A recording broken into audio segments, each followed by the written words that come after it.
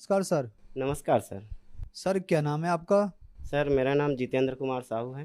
जितेंद्र जी, आप कहाँ से हैं? मैं ग्राम सोंपुर तहसील गुरूर जिला बालोद छत्तीसगढ़ से हूँ। जितेंद्र जी, संत रामपाल जी महाराज से नाम दीक्षा आपने कब ली? संत रामपाल जी महाराज जी से नाम उपदेश मैंने 8 सितंबर 2021 को ली। संत रामपाल जी महाराज से नाम दीक्षा लेने से पहले आप क्या भक्ति साधनाएं करते थे? जगत गुरु तत्वदर्शी संत रामपाल जी महाराज जी से नाम उपदेश लेने के पहले मैं परंपरागत हिंदू धर्म के रीति रिवाज के हिसाब से परंपरागत देवी देवताओं की सब भक्ति करता था और उनसे मुझे कुछ लाभ प्राप्त नहीं हुआ। इस कारण मानसिक और सभी प्रकार के परेशानी में व्यथित होने के कारण मैं यीशु मसीह में जाकर वहाँ भक्ति करने लगा था। सर, जैसे कि आपने बताया कि आप बहुत ज़्यादा परेशान थे, फिर आप क्रिश्चियन धर्म में भी गए, तो फिर आप संत रामपाल जी महाराज की शरण में कैसे आए? सर जी, ऐसा है कि मैं क्रिश्चियन धर्म में जो बाइबिल के अनुसार जो भक्ति बताते थे, हमारे पास्टर लोग जो बताते थे भक्ति, उसके हिसाब से मैं भक्ति साधना कर रहा था। और मेरी इन सब के पीछे एक कारण है सर जी कि मेरी जो बेटी है वो अभी 10 साल की है। जो 4 साल की थी तब से उसको बहुत परेशानी हुआ, खांसी में त्रस्त थी। हर प्रकार के ओझा बैगा तांत्रिक डॉक्टर इन सभी के पास ले जाने के बाद भी मेरी बेटी में जो परेशानी थी वो कम ही नहीं हुई। कोई और कारण नहीं था, सिर्फ खांसी ही था जिसके कारण मेरी बेटी त्रस्त थी। और मैं उनकी व्यथा को लेकर बहुत चिंतित था। और साथ में मेरी पत्नी भी अपने शारीरिक क्लेश और कष्ट के कारण बहुत व्यथित थी। तो उन दोनों का पालक करने के कारण मुझे बहुत सारी चिंताएं अंदर ही अंदर खोखला करती जा रही थी। और मैं इन सब कहना चाहिए कि मेरा मन जो है इन भक्ति साधनाओं से उब गया था। और यीशु मसीह में जो है जो भक्ति विधि वर्णित है उन सब चीज़ को करने के बावजूद भी मुझे कोई लाभ ऐसा कुछ नज़र नहीं आ रहा था। जो भी साधना जो भी भक्ति मार्ग बताया जाता था उन सब चीज़ को करने के बावजूद भी मेरी बच्ची के जो स्वास्थ्य में है, मेरी पत्नी के जो शारीरिक परेशानी है उसमें कोई प्रकार का लाभ मुझे दिखता नहीं नज़र आया। तो मैंने इन सभी देवी देवताओं और भक्ति साधना इन सब चीज़ के बारे से मेरा मन थक चुका था और मैं व्यथित हो चुका था।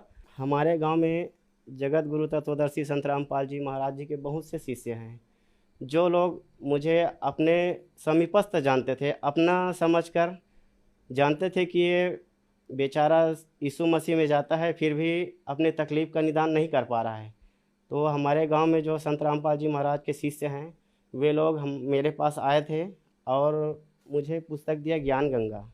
ज्ञान गंगा में जो काफ़ी सारी बातें परमात्मा प्राप्ति के और दुख निवारण संबंधी बातें जो हैं मुझे उसको पढ़ने के बाद पता चली। और इन सभी बातों को मैंने अपने जो पास्टर है यीशु मसीह वाले में धर्म में जो पास्टर होता है जो हमको उन परमेश्वर के बारे में अवगत कराते हैं उनसे मैंने इस संदर्भ में बातचीत की कि हमारे संत रामपाल जी महाराज जी को जो ज्ञान है उसके बारे में बातचीत की। तो उसने काफ़ी हद तक से मुझे कुछ डिस्टर्ब किया।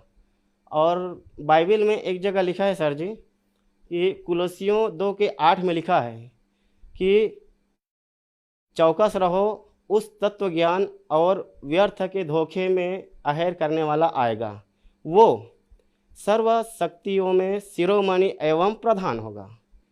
मेरे मन में बार बार यही बात आ रहा था कि बाइबल में शुरू में कहा है कि उत्पत्ति में तो कहा है कि ये पूर्ण परमात्मा साकार है, लेकिन हमारे पास्टर को पूछने पर बताते थे कि इन सब बातों में ध्यान न दो। यहाँ तक कि मोबाइल में भी सामने में वॉलपेपर में यीशु मसीह का फ़ोटो रखने के बाद भी वो लोग बोलते थे कि ऐसे आपको नहीं रखना है। मैं सोचा कि जब मैं भक्ति साधना करूँगा तो किसको अपने अंतर मन में लेकर किसके दर्शन करके मैं भक्ति साधना करूँगा।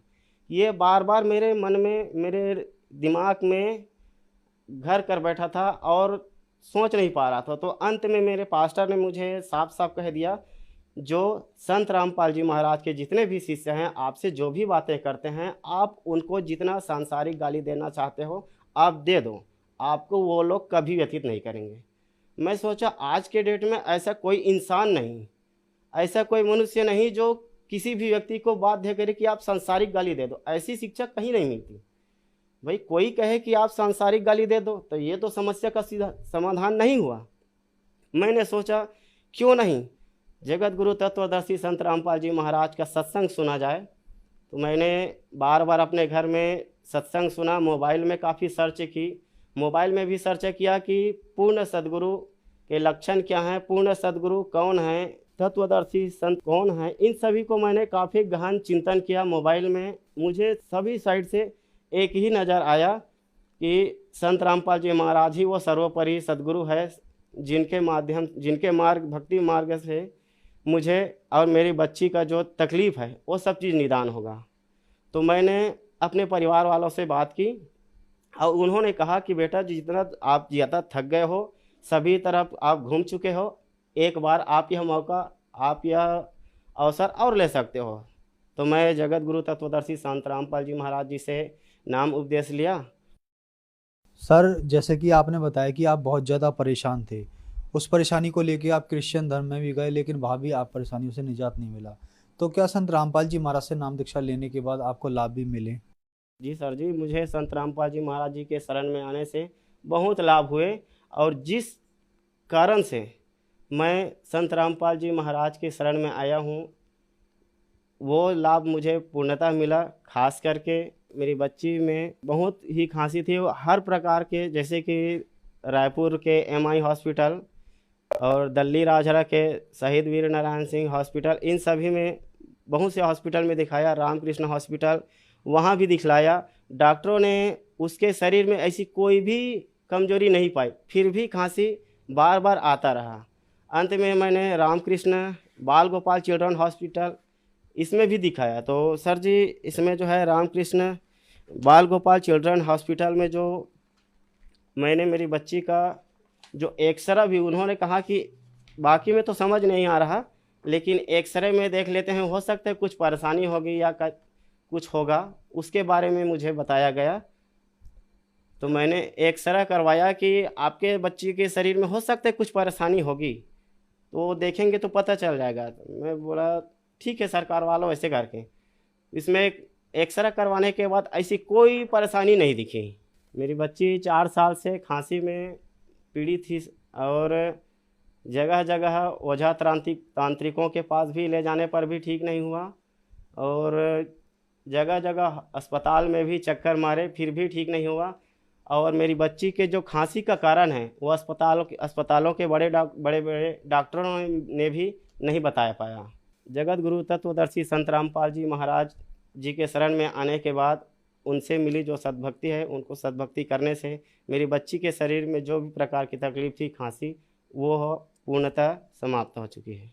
और लाभ में मिला सर जी, मेरे पुत्र गुलेन जो अपने दोस्तों के साथ खेलने जा रहा था सर जी, तो उसके शरीर के इस बीच भाग में उसके दोस्त ने खेल खेल में एक पत्थर मार दिया और पत्थर मार दिया तो इसका सिर का बीच भाग बहुत गहरा था, जिसमें डॉक्टर के पास ले जाने पर वहाँ 4 टाँका लगा और डॉक्टर ने मुझको ये बताया कि इसके जो सिर पर जो चोट लगा है वो काफ़ी गंभीर है और आप उसको कोई बड़े हॉस्पिटल में दिखाओ, यहाँ पर थक्का जम जाएगा। अभी तो सिलाई कर दिए हैं लेकिन कुछ समय बाद थक्का जमेगा, छोटी सी नाजुक जगह है, इस जगह पर यदि आप लापरवाही बरतेंगे तो आपको आगे जाकर बहुत बड़ा नुकसान हो सकता है, आपके बच्चे के मानसिक स्थिति में परिवर्तन आ सकता है। लेकिन मैं तो जगत गुरु तत्वदर्शी संत रामपाल जी महाराज के शरण में था। मैंने सोचा मैं तो संत रामपाल जी महाराज का शिष्य हूँ और जो हमारे गुरुदेव संत रामपाल जी महाराज ने हमें जो सद्भक्ति दी है, जो मंत्र जाप दिए हैं, उसके माध्यम से हर एक रोग, हर एक परेशानी, सभी समूल नष्ट हो जाते हैं। तो मैं सोचा कि मैं परमात्मा के शरण में हूँ और उनके शरण में रहने से ये सभी जो परेशानी वो कट जाएगा। यही सोच के परमात्मा के चरणों में पड़ा रहा, भक्ति करते रहा और आज मेरा बेटा खुश है और स्वच्छ है, कोई परेशानी नहीं है। और लाभ में मिला सर जी कि मेरी पत्नी कमर दर्द से बहुत परेशान थी।